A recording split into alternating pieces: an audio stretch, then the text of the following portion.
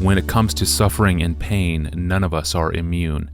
And that pain so often seems pointless, but in fact, pain in our lives is not pointless.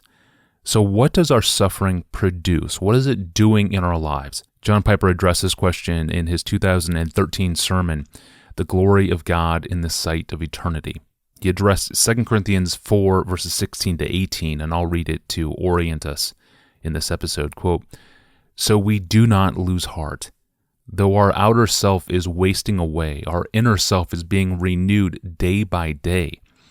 For this light, momentary affliction is preparing for us an eternal weight of glory beyond all comparison, as we look not to the things that are seen, but to the things that are unseen. For the things that are seen are transient, but the things that are unseen are eternal." Here's John Piper. I'll tell you, I was talking to a woman the other day about this issue who struggles with assurance in her life. And I said, you know, God designed your heart to experience the sweetness of assurance by what you focus on with your head. And she looked at me like, where's that? Where's that? And I went here. That sounded new to her. Where's that? I thought, that's all the Bible is. It's a bunch of therefores and becauses, talking about peace and joy and strength and power and for reasons that God has revealed in His Word and acted out in history. So, Paul really does experience not losing heart because of truths, realities that he puts into his head day by day, for renewal.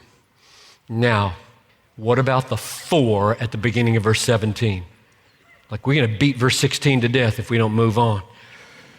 But there's a lot of life in there. He doesn't give up easy. I love to pound on verses till they're dead. That's an odd way to say it, isn't it? Okay, verse 17. Verse 16, we don't lose heart. We're going to be renewed every day. Because this light momentary affliction is preparing for us an eternal weight of glory beyond all comparison, as we look not to the things that are seen, but to the things that are unseen. For the things that are seen are transient, but the things that are unseen are eternal. Verse 17 is the main argument. It's the main the main thing. This light momentary affliction is doing something. It's working for us an eternal weight of glory. And all verse 18 does is say, look at it. You can't see it, but look at it. If you look at the fallenness of man coming at you with its guns, or the fallenness of nature coming at you with its tsunamis, all you're going to do is lose heart. Stop looking at that. Look at the unseen. You got to say, what unseen are you talking about? And how do you look at something that's unseen? That's a contradiction. You can't look at what you can't look at. You said it's unseen. Stop telling me to see it.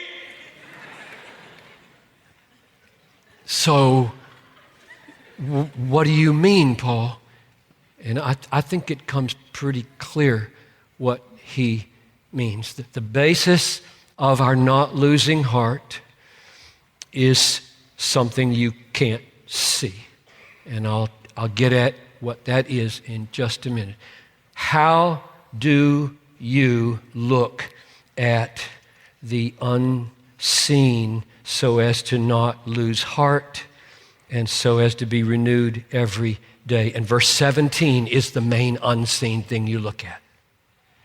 We do not lose heart because this light momentary affliction is preparing for us an eternal weight of glory. Look at this, he says. Look at this. What do you see when you look at verse 17?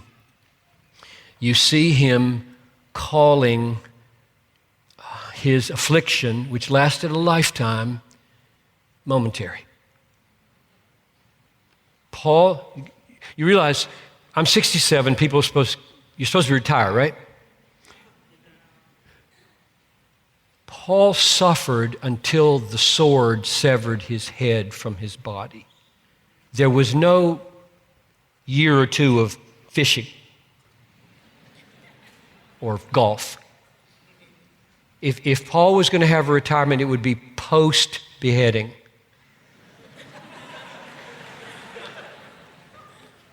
So if he didn't have this, he had nothing. He said, if there's no resurrection from the dead, I'm an idiot. That's what he said, 1 Corinthians 15.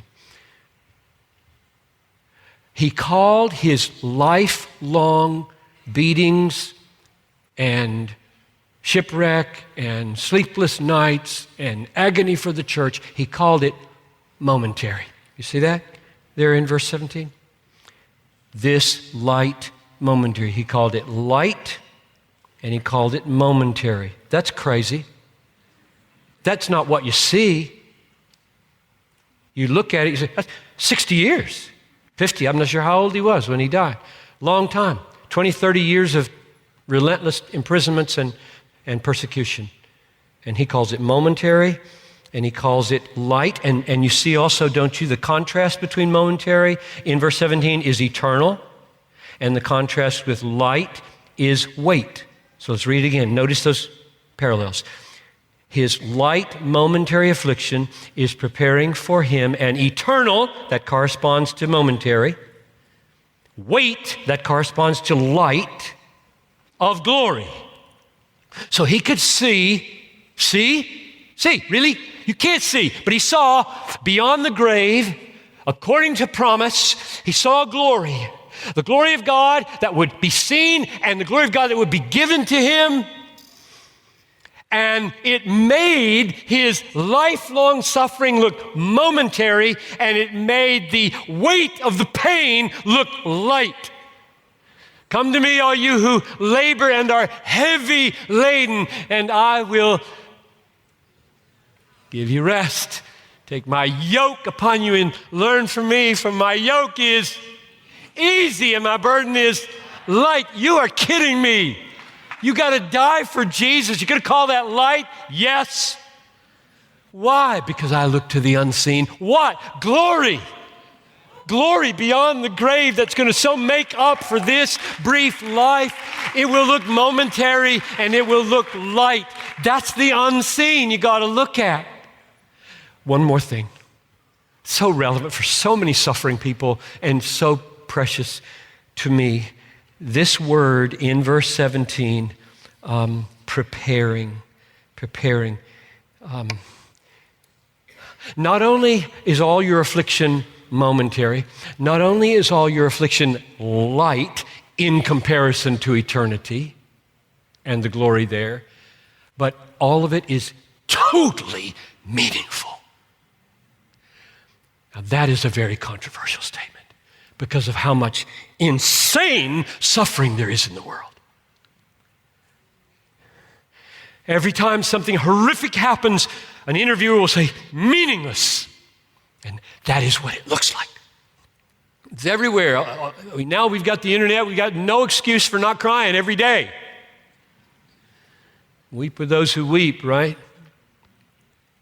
This text says, our light, momentary affliction is preparing for us an eternal weight. It doesn't say will be followed by an eternal weight of glory.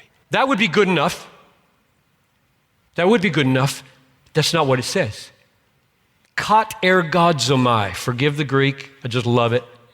Got to dump it out every now and then. You don't need to know that. The word means produce, prepare, cause to bring about. I'll venture this.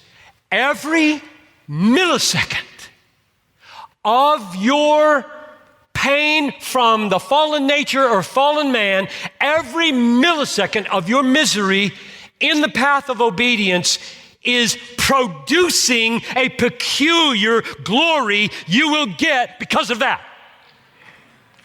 That's a very controversial statement, and I believe it.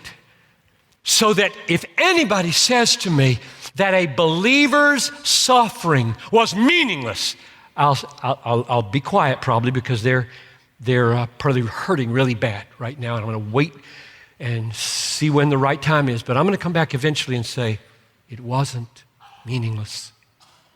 I don't care if it was cancer or criticism. I don't care if it was slander or sickness.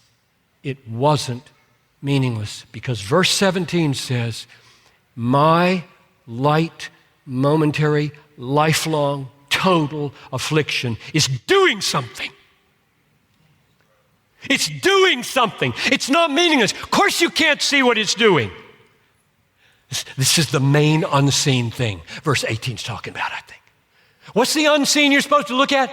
You're supposed to look at the promise of God in verse 17 that says your pain is doing something for you.